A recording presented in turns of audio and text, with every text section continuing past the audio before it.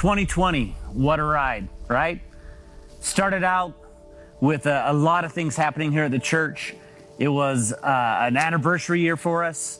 We started off with a bang. We had a great celebration together, and we thought about 2020, and we used that term to talk about the vision and what God had in store for us. And there was a lot of excitement as we headed into this new year. Inside the celebration that we had for the 2020 and the 20-year anniversary, we had people that were a part of this from the beginning that flew into town. We had special music, we had special dances, we had special videos. I mean, we all put this effort into really making this a memorable time for us. And as we moved forward in this and the excitement built, the place was packed out. I mean, we had people standing, we had people almost out in the hallway. The excitement was growing. We were celebrating 20 years of the Adventure Church, and we did it with a bang.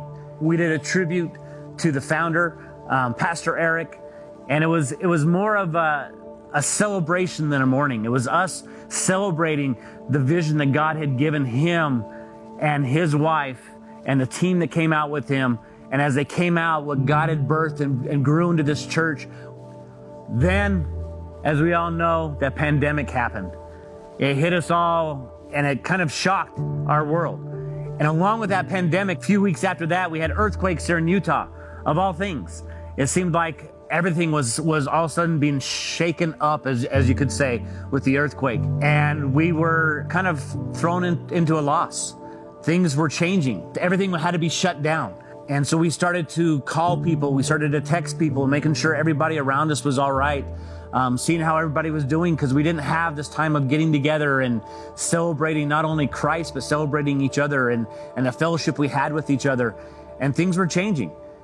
And so we immediately had to start to put things into a process to keep that connection going. You know, the phone calls were great and the text messages were great, but we needed to continue to be able to be together. And so we had Eric Munoz and Richard Rothman stepped in, and we started to stream our services. And the worship team would come in here, and even though the building was empty, they would lead us into worship. And our pastors would share sermons with us and encourage us. We even started up a Wednesday prayer meeting. And during this prayer meeting, we had people calling in, and people were active, and we were not only worshiping, but we were praying together. And we were doing what we needed to do, or what we thought we could do at that time. Things changed for our kids' ministry.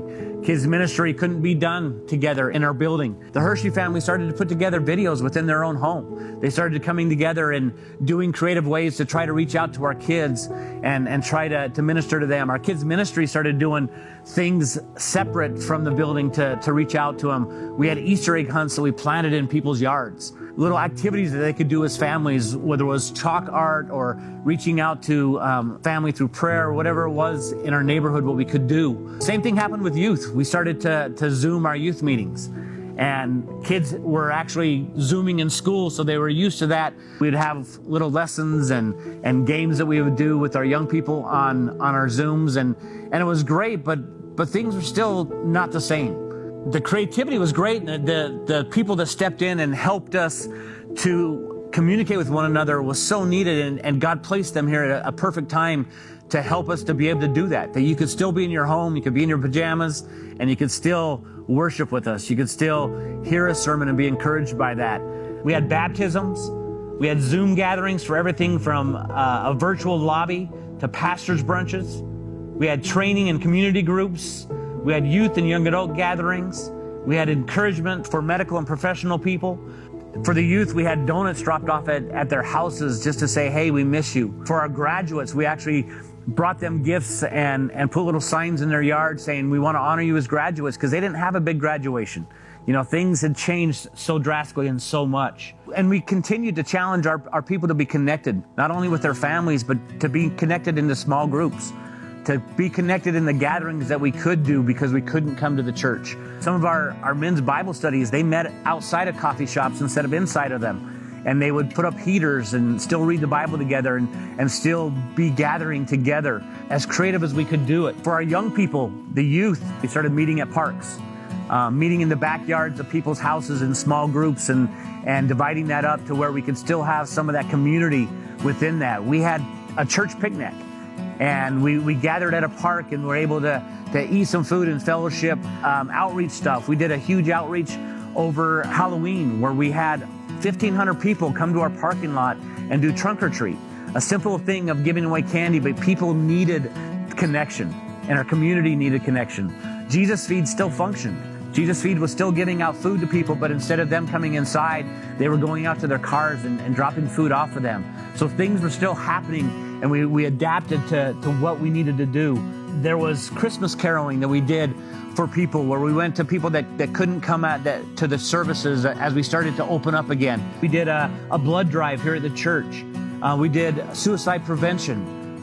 That not only did we have people here talking about it, but we were able to video cast that suicide prevention and be able to show people ways that they could help those that were dealing with all of a sudden this pandemic and being shut in and the anxiety and the fear and everything that was going on around us. We also had other gatherings that started happening outside. We did a vacation Bible school at a park. And we did it once a week, and we had adult volunteers that gathered and people dressing up in costumes and having crafts and games and giving kids a chance to come together, but still distance and still be shared the gospel. We had people that were walking by that would just join us because we were at a park. And so God was using all these different ways that we are trying to continue the gospel, continue to gather together and continue to meet. What the enemy meant for bad, God was using for a purpose. God was using for us to be drawn in together. Not only did our kids and our youth meet in creative ways, and outside of this, adults started doing that. We had small groups that started meeting, whether it was in homes and in backyards, or we had some groups come here to the church to meet so they had more space to distance. Our men's ministry started softball up again, and they did our man camp in the fall where we went to Moab and were able to be outdoors. Our women's ministry was able to come in and do some gatherings here. So our groups were starting to get together as things opened up a little bit, but it was still kind of tight with what we were allowed to do.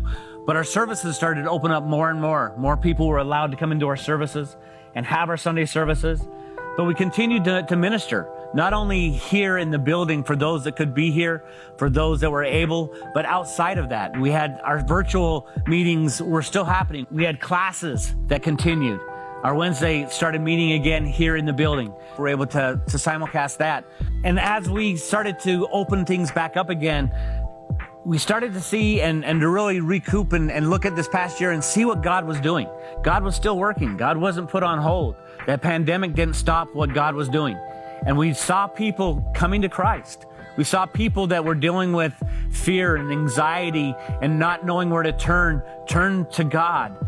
And we're reaching out, whether it was through online services or just starting to come. We've never seen so many new faces in a year like we have this year, of people that we had never met before coming into our church and saying, I want to be a part of this. I want to see what God is doing. And we saw miracles happen with healings and God working through people that had gotten sick, that God just touched their life in magnificent ways. And so God wasn't put on hold. The pandemic didn't stop what he was doing. We saw that God was doing a lot of amazing stuff. And we continued to persevere. We continued to move forward and continue to see what he was doing. And so as we do this, we're not stopping. We're not just looking back and saying, wow, this was just a horrific year. We're saying God did so many cool things through this pandemic. And now we're looking forward to saying, oh God, what do you have in store for 2021? You did amazing things in 2020, and we never expected that. We were looking at 2020 with such vision and such excitement, and then everything happened, and yet you continued to minister. You continued to work in our lives. You continued to work in the lives of people we came in contact with, and you're asking us to do that as we move forward, that we plant seeds of hope in other people's lives, that we can talk about what we went through and the struggles that we faced and saying, but we still had a church body. We still had a hope in our Savior. We still knew that as we moved forward, that God was going to be continually working in the lives of our congregation. So as we're excited to kick off 2020, we're even more excited to see what he has for us in 2021.